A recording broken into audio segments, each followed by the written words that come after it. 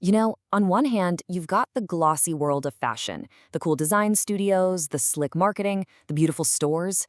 But on the other hand, there's a totally different world where those clothes are actually made.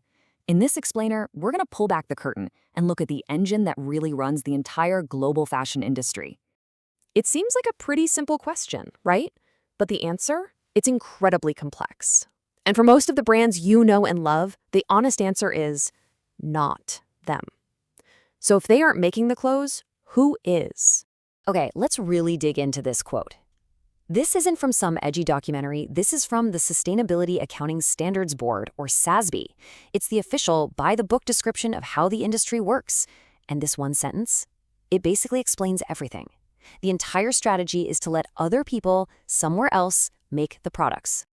All right, so let's break down what this outsourcing model actually looks like day to day. Because once you understand this structure, you'll understand where the industry's biggest challenges really come from. A good way to think about your favorite brand is not as a clothing maker, but as a kind of master project manager. They are brilliant at creating the idea of a product, telling you an amazing story about it, and getting it into a store near you.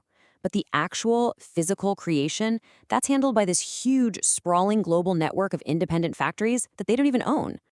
So, the first layer of this massive network is what we call Tier 1. These are the factories that the brand has a direct relationship with. They're the ones doing the final assembly, the cutting and the sewing that turns a pile of fabric into the t-shirt you actually buy. This is the part of the supply chain that brands know the best. But hold on, where does that fabric even come from? Well, for that, we have to go deeper, to what's called beyond Tier 1. Now we're talking about the mills that weave the cotton, the dye houses that create all those colors, and the tanneries that process the leather. For most brands, this part of the supply chain is way less visible, and it's where a lot of the hidden risks are lurking. This lays out the whole journey perfectly. It all starts at the brand's headquarters with design and marketing. From there, it moves to the Tier 1 factory that sews the product. But that factory gets its materials from a Tier 2 dye house or mill, which in turn gets its raw cotton from a farm. See how with each step, the brand gets further and further away from the actual work? So now that we see how the machine is built, let's talk about what else it produces besides clothes. And the first major cost, it's a big one, for the environment.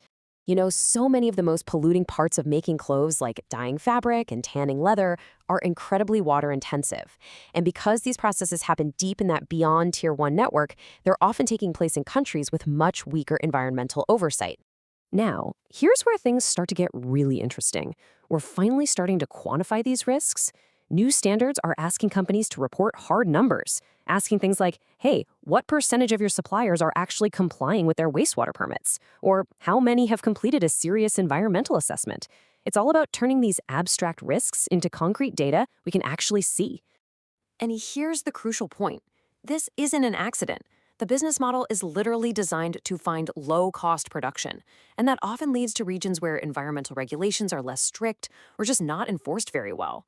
The model itself kind of concentrates the environmental damage. But this outsourcing engine doesn't just impact the planet. There is a profound human cost that's literally woven into the fabric of the clothes we wear every day. I mean, think about it for a second. If you don't own the factories and you can barely see past your direct contractor, how can you possibly guarantee that the workers making your products are safe and treated fairly? It's a massive, massive challenge of accountability. To really understand how serious this is, you need to know this term, priority nonconformance. This is not a minor slip-up. In the world of factory audits, this is the equivalent of a 5-alarm fire. It means there is a significant risk to a worker's life, or it's a direct, straight-up violation of the law. So, to put numbers to this, the SASB standard actually asks companies to be upfront about their biggest problems. They have to identify their top 3 labor risks and their top 3 health and safety risks. These are the specific issues that audits uncover most often, the ones that pose the greatest danger to workers. And what are those risks? Well, they are pretty much exactly what you might fear. We're talking about excessive worker hours, unsafe buildings, unfair pay, and even violations of minimum age laws. These aren't just abstract ideas. They are the daily reality for so many of the people in the supply chain. And just like with the environmental data, we're now tracking the human cost. These new standards are asking, what percentage of your supplier factories have you actually audited? And even more importantly, what's the rate of those severe priority nonconformances and how quickly are you fixing them? So we have this vast, complex, and often hidden system with really serious environmental and human costs. How do we ever begin to fix it? Well, it all starts with one powerful idea: transparency. For decades, these kinds of issues were just hidden away, off the books. But these new sustainability accounting standards are designed to change all that. They create a standard, consistent way for companies to report on these risks, right alongside their financial data. And that's the whole point, really. The work of organizations like SASB is fundamentally about one thing: making the invisible visible. It's about taking these risks that are buried deep in the supply chain and putting them on a spreadsheet for the whole world to see. So this is where it all comes together. Those metrics we talked about earlier, the wastewater data, the audit results, the non-conformance rates, these standards are what force companies to report them publicly. It creates accountability through disclosure. Which, of course, brings us to the final, crucial question. This new era of transparency is giving us an unprecedented look inside the fashion industry's engine room. For the first time, we can actually see the data. So the power is shifting. The real question is no longer just who makes our clothes. It's, now that we know, what are we going to demand they do about it?